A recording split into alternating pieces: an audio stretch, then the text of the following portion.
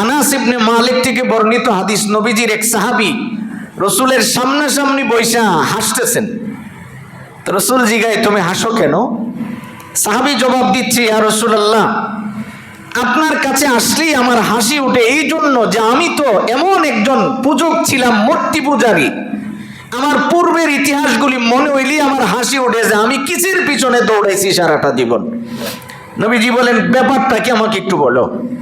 সাহাবী বলতেছে, হুজুর আমি তো ব্যবসায়ী মানুষ, সবসময় ব্যবসার কাজে বিভিন্ন জায়গায় যেতে হইতো।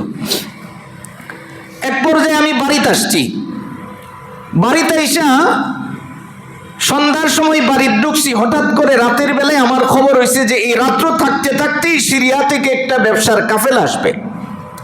আমি এই ব্যবসার কাফেলার সাথে জড়িত হইলে আমার সামনের ব্যবসাটা আরো সহজ হবে।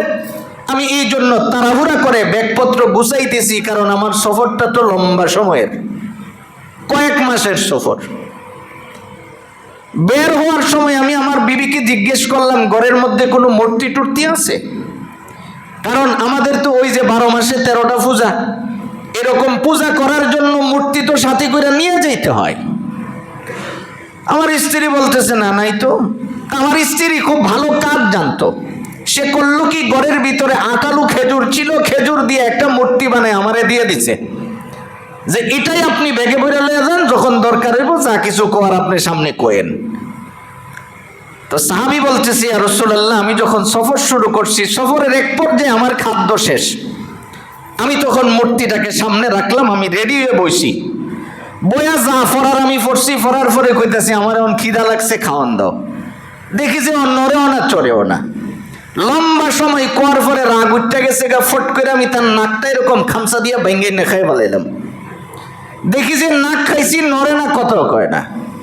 এখন রাগে তার আরেক হাত ভেঙে আমি খাইছি, এমন দিয়েও এটাও কয় না। তা আল্লাহ তো এই কথাটাই বলতেছে, রসুল আপনি তাদেরকে বলেন না যে ওরা কি ওই জিনিসের কাছে চায় যেটার নিজের উপকার করতে পারে না।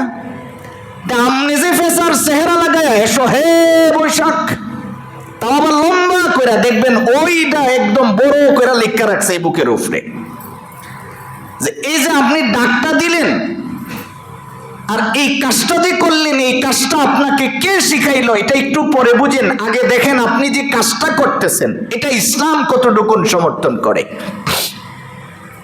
তো সাহাবী বলতেছে, আমি যখন দেখলাম যে ও কিছু কয় না, না আরেক হাত খাইছি, এরকম করে খাইতে খাইতে পুরাটা খাইয়া ফেলাইছি। তারপরেও দেখি তার কোনো সারা শব্দ নেই। সাহাবী কয়, রাসূল আপনাকে পাওয়ার পরে যখন ইসলাম গ্রহণ করছি, এখন তো কত সহজ আল্লাহ আমারে করে দিয়েছেন। কিছুর দরকার হয় আমি নামাজে দাঁড়ায় আল্লাহর কাছে দোয়া করি, আল্লাহ তাআলা অল্প সময় পরেই আমাকে কুদরতি ভাবে এই ব্যবস্থাটা করে দেন। সুবহানাল্লাহ।